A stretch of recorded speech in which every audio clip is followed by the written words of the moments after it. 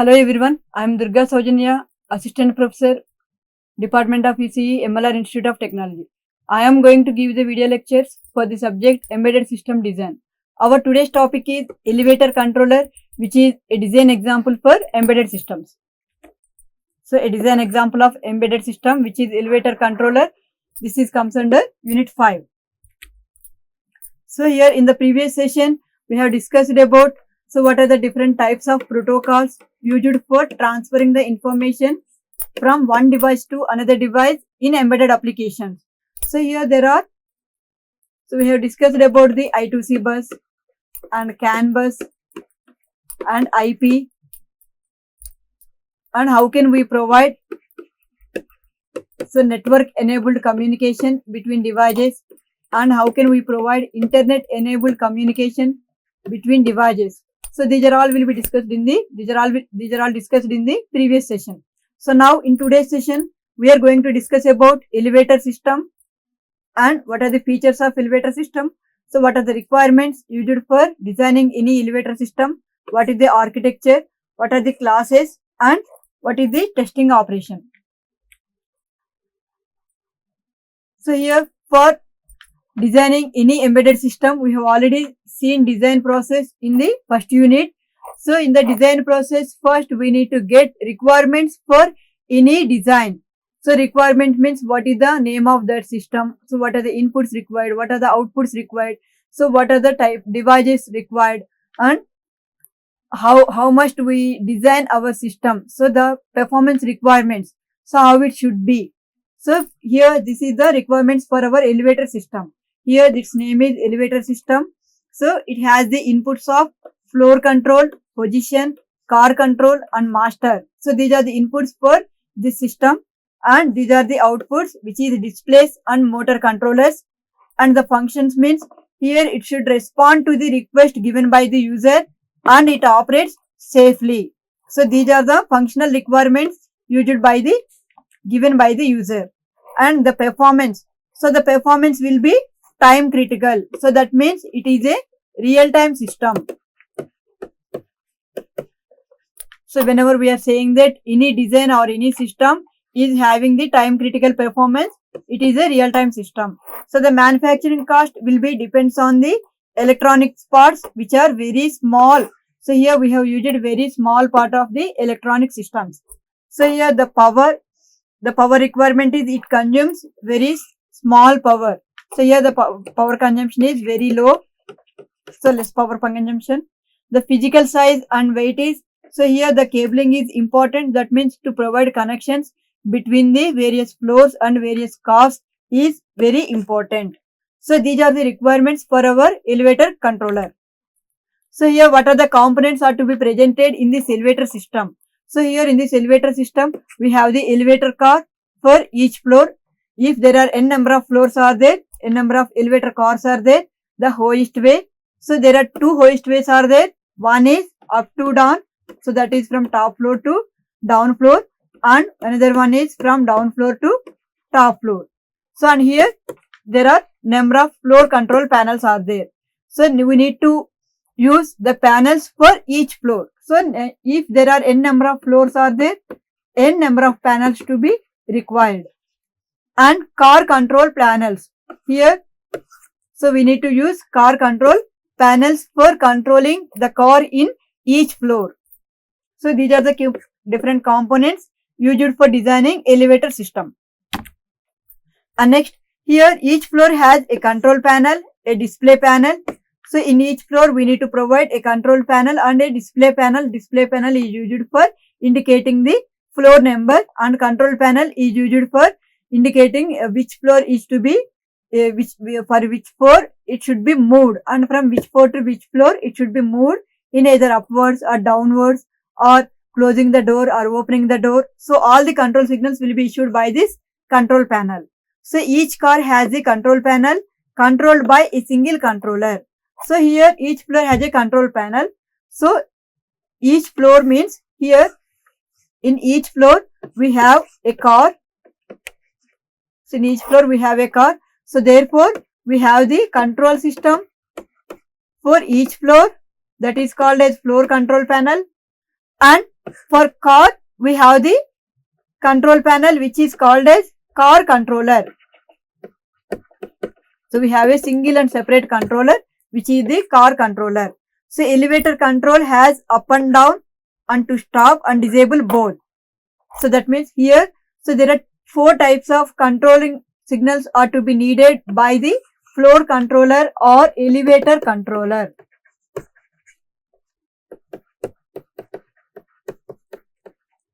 So here we need to have 4 types of control signals. One is moving upwards or moving downwards, or we need to stop the lift, stop the elevator, and we need to disable the entire elevator. So here the master control is used for reading the elevator positions. So elevator positions means whether it is moving to the upwards or downwards, and the read request. So from which floor it receives the requests, and schedule elevator. So depending on the floor numbers it received the request. So it can assign priority to the floor numbers. So that means here from floor 1 to 4.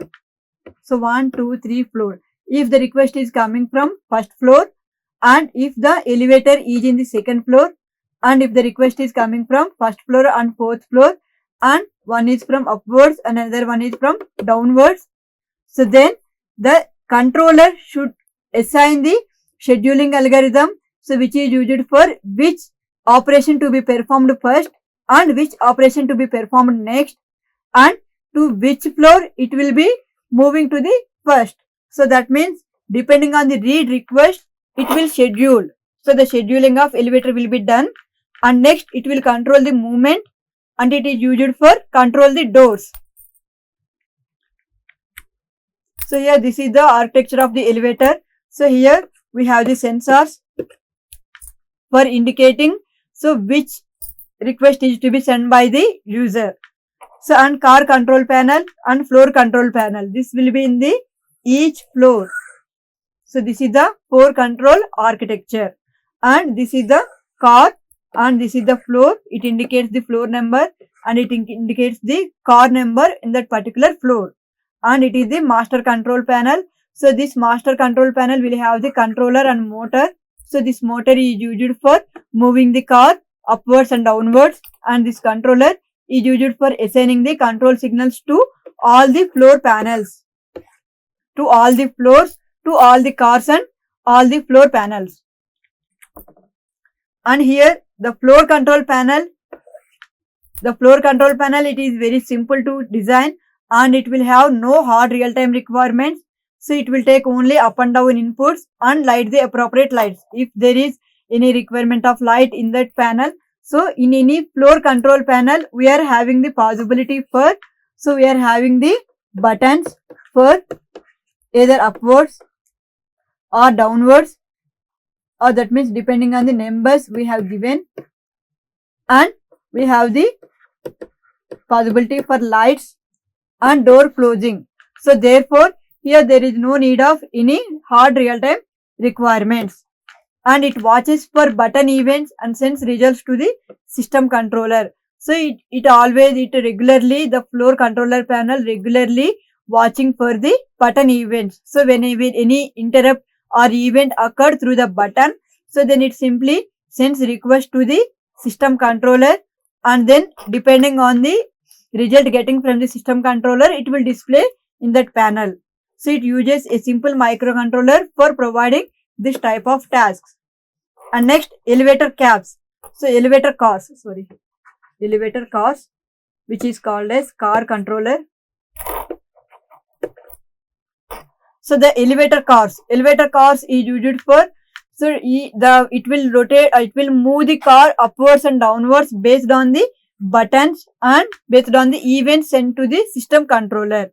So whenever any event is occurred through the button by the user, so it will send to the system controller. So this system controller based on the events, it will given to the car controller.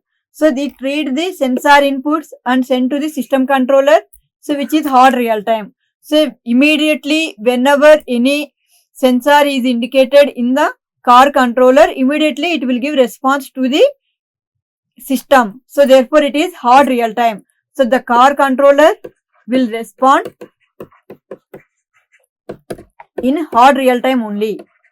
So it is time critical system, time critical based system. So it must not miss any sensor. So that means whatever if any sensor is indicated in that car controller for any request by the user or any lights by the user, or if any damage, or if we want to stop the elevator, so then all should be responded by the car controller immediately. Therefore it should be the hard time critical response to be received by the car controller, which is hard real time system.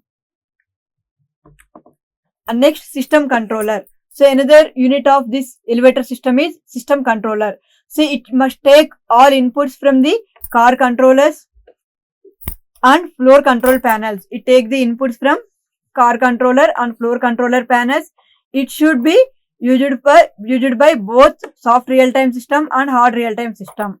It must monitor all the moving elevators to make sure that they stop properly.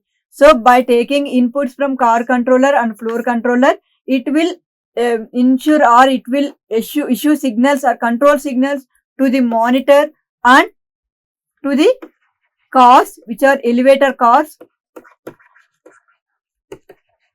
to make sure that they will stop at based on the user requests. So it will choose which elevator to dispatch to a request. So that means this system controller will send the control signal to the car controller to follow which user request. So there are different requests from the user. So one user can request from second floor, one user can from third floor, one user can request from first floor. So one user can request from fourth floor. So depending on the request received by the system controller, it will send control signal to the elevator control, which is used for dispatching the request. So each elevator has a point-to-point connect to system controller.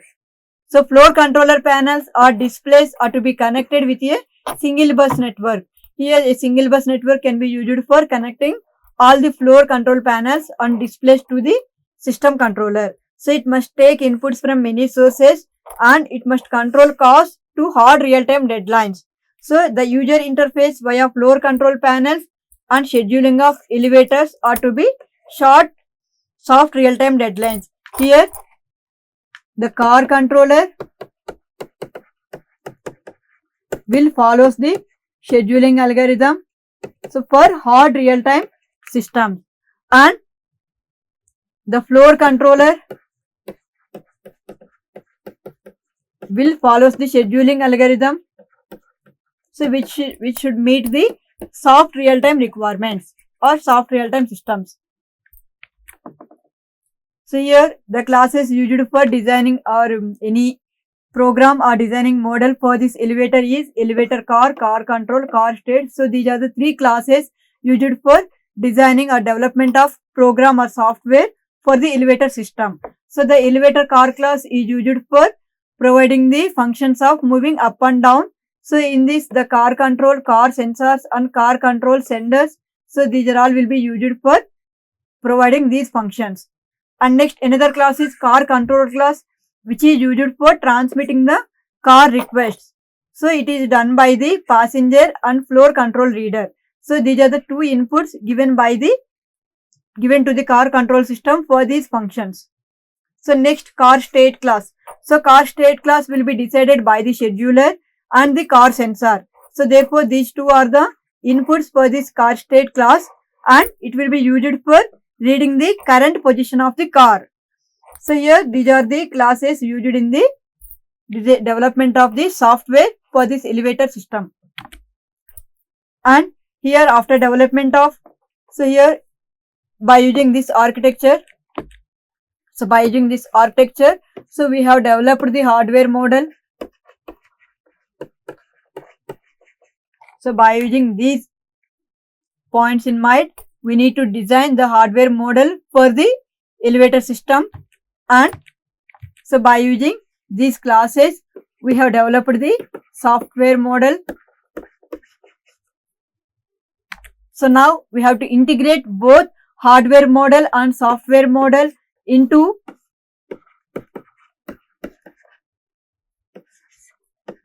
to make the entire elevator system, and now we need to test the elevator system. So first we need to test our elevator system by using the simulators, and next we have tested by using the FPGA device. So we can simulate by using the multiple elevators, and we can simulate by using the real-time control demands. So this is about the elevator system design in the embedded systems.